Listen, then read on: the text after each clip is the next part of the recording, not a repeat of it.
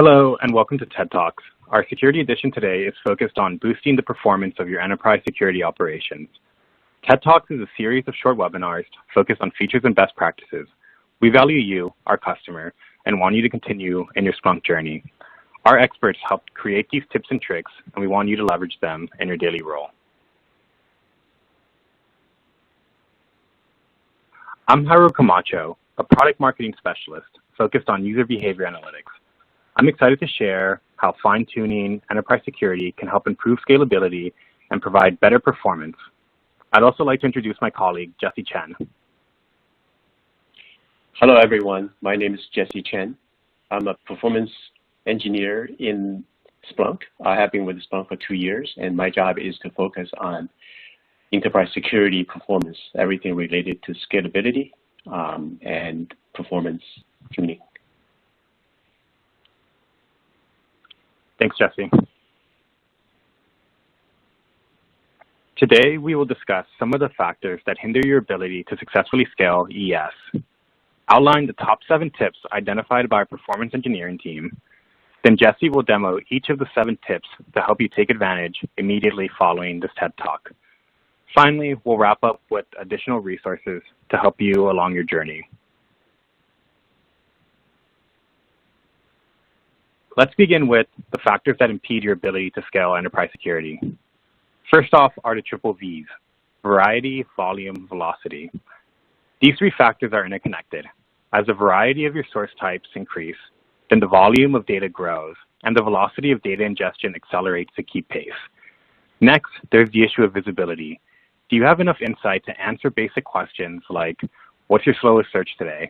Or if your buckets are evenly distributed? Lastly, the challenges posed by infrastructure complexity. We're increasingly living in a hybrid world. Customers are merging their on-premises investments with cloud environments. It's important that capabilities are consistent across environments. For example, let's say you have Splunk Core on-premises and Splunk ES instance running on AWS. Because of AWS's offerings of instance types with differing compute capabilities for storage and memory optimizations, picking the right choice is important to ensure the seamless transfer of data across environments.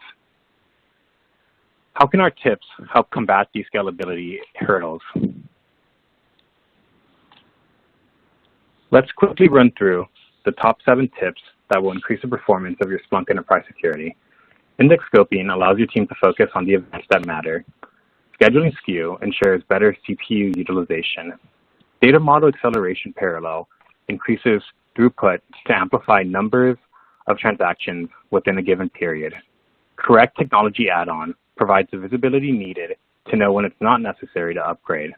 Key performance indicators are unique to your environment. Fine-tuning these lets you know what needs monitoring. Assets and identities accuracy provides transparency into what's your infrastructural overhead. Sizing gives insight into your current CPU, memory, and storage, ensuring that your organization can scale its resources when it's needed. Now, let's hear from Jesse and see those demos. Thank you, Jairo. Let's get to the 7 tips. These 7 tips are actually tested and true. They're tested in the field as well. Let's get to the first one. Before the demo, I'd like to share the setup, how to configure it in your current ES deployment. And then I will show you the before and after. What kind of impact does the tuning have on the DMA search time? And what kind of impact does it have on resource usage in terms of CPU and memory? So let's get to the demo.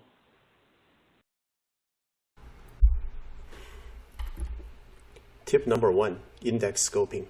Index scoping can be set in ES under Configure CIM setup. Each data model comes with properties. One of them is called indexes whitelist.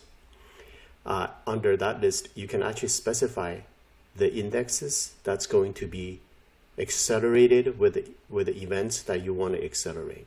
By default, none of those indexes are defined. You can simply put an index under the whitelist definition.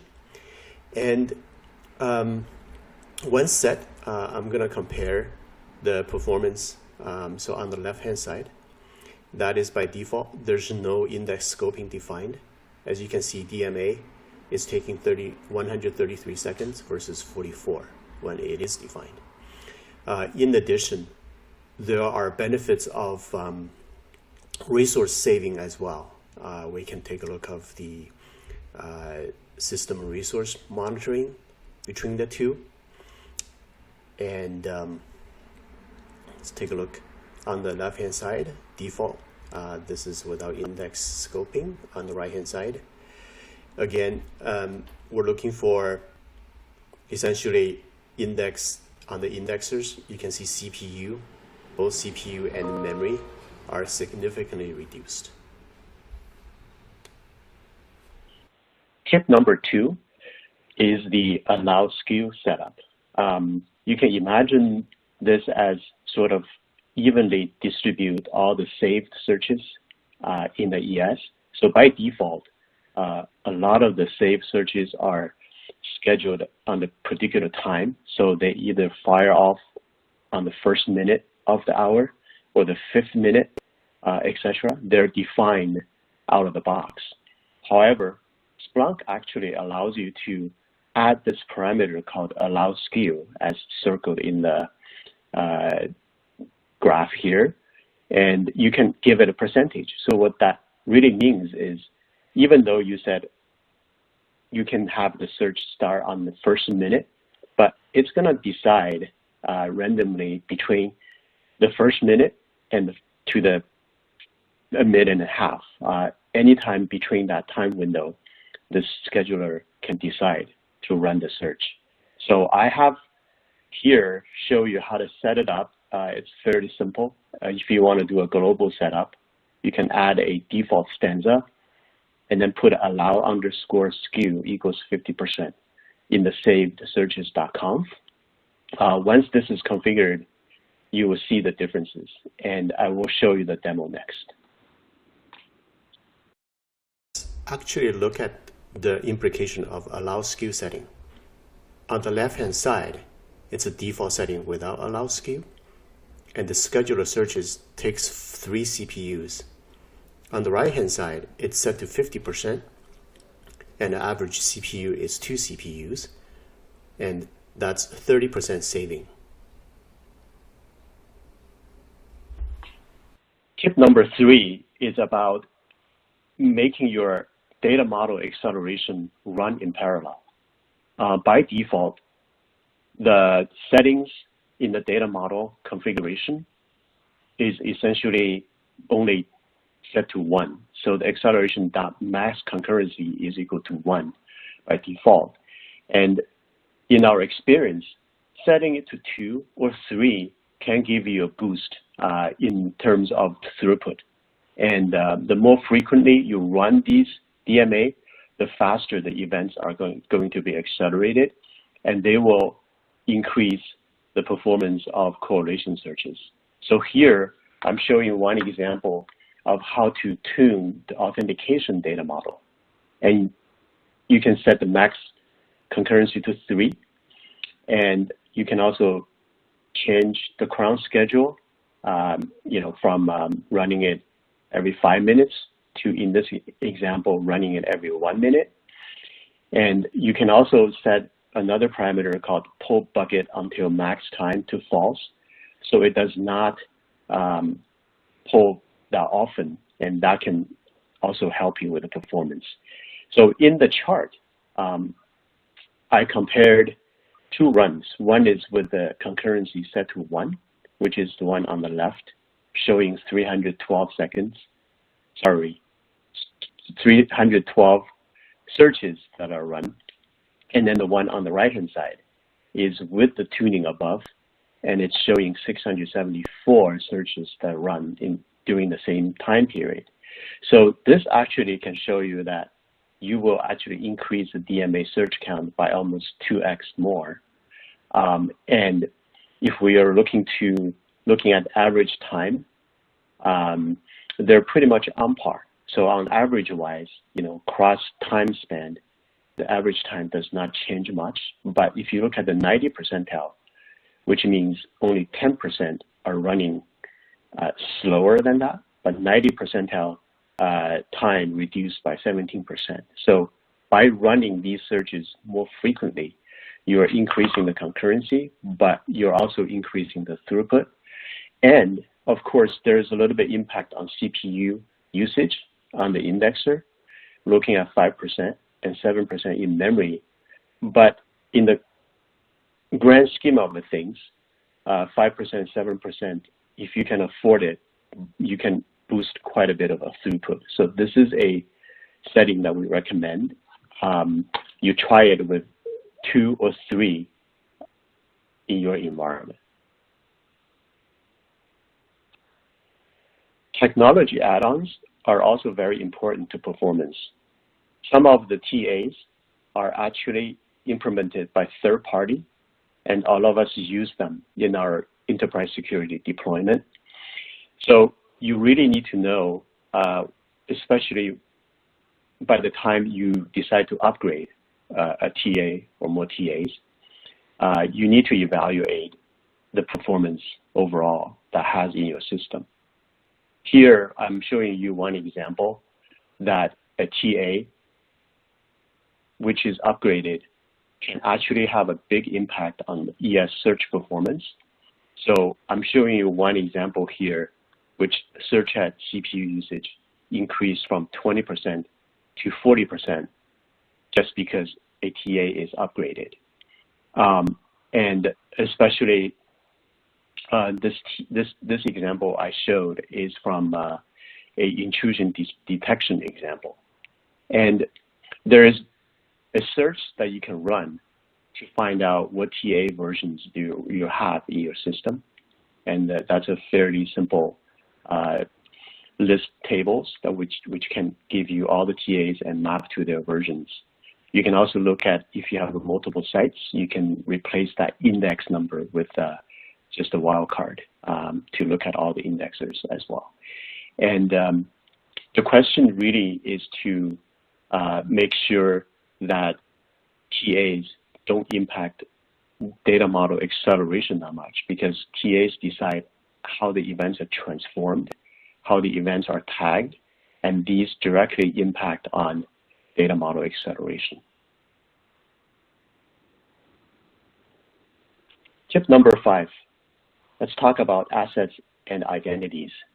These are lookup tables that are heavily used by enterprise security because they give meaningful notables to the end user.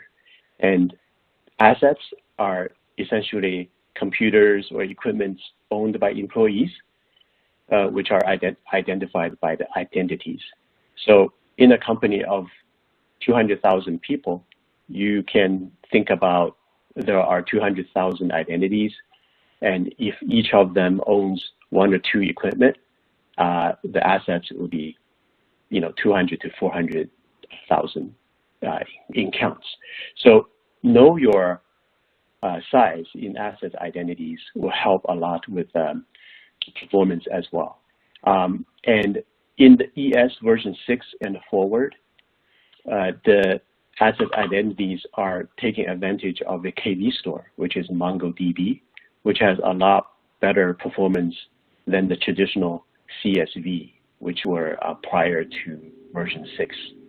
And so if you're dealing with 1 million identities to 5 million identities, some of the things that you need to look out for is that increasing in size will definitely increase your CPU usage on the search head. There's just so much to load and to index on search head. There's also additional memory that these lookup tables will have to fit on your host. And in addition, because they're being updated, they're being read from the KV store, there's additional disk I/O that you must plan for. And ideally, you should really have your search head to be running on fairly optimal disks. Nowadays, in the AWS instances, we usually choose instances with SSD, which give you really good disk bandwidth.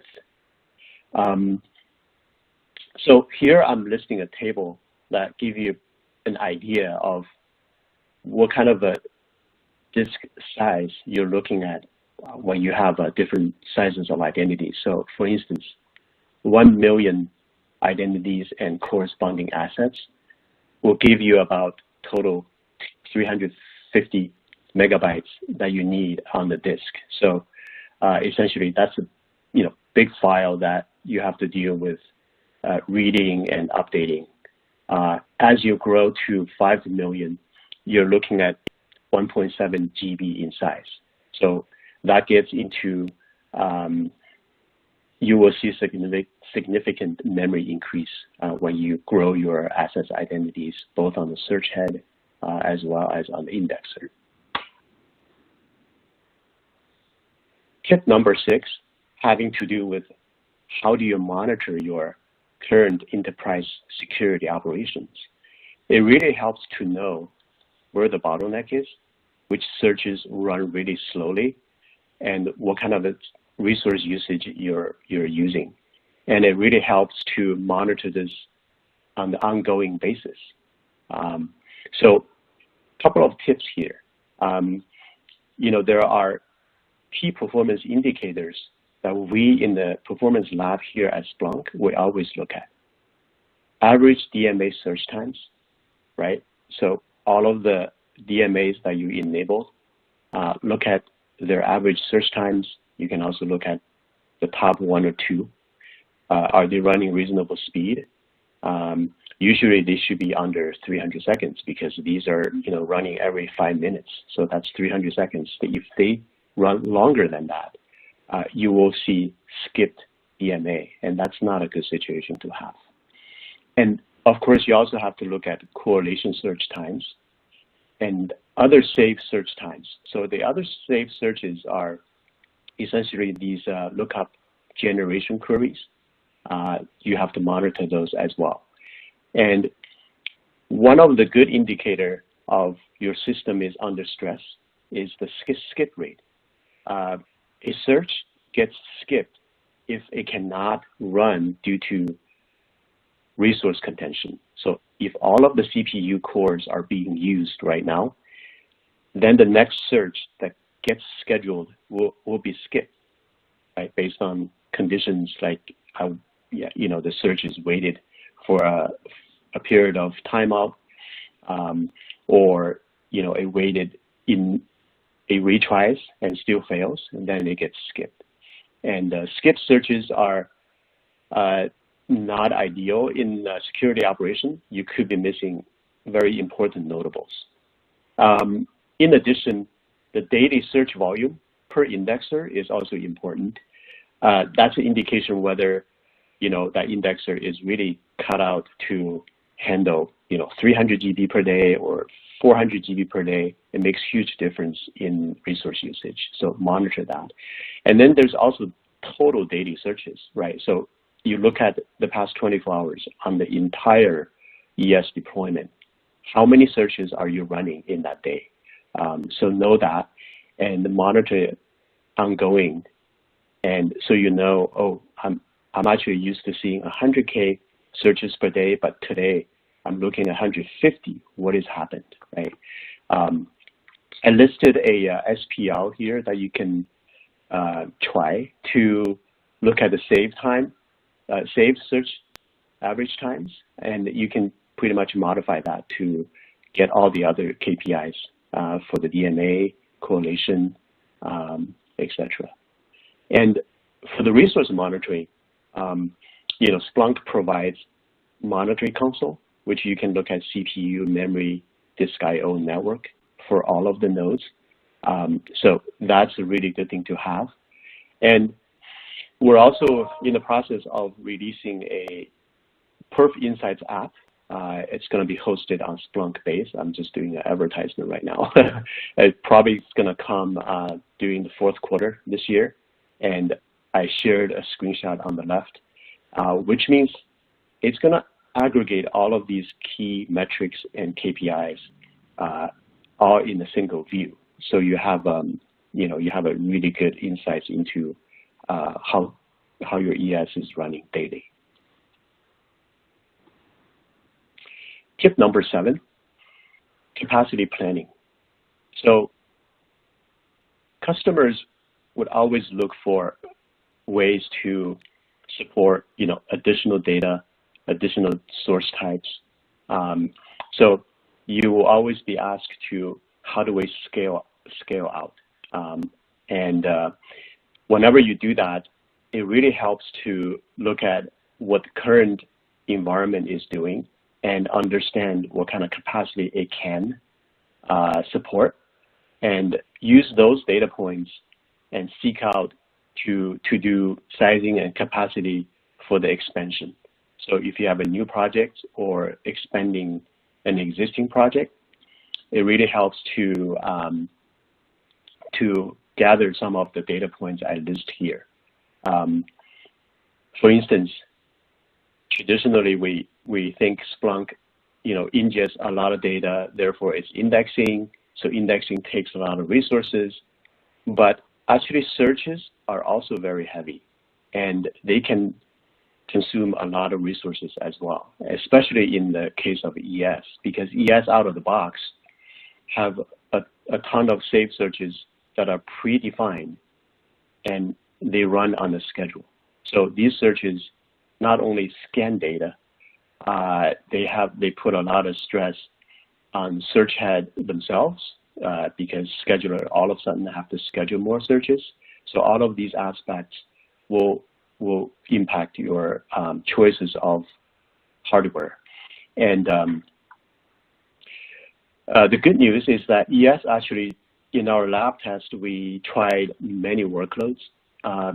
It's proven to be scales quite well, both vertically and horizontally. So vertically meaning if you can increase your CPU cores and memory on a indexer, and that's going to help scale ES operation.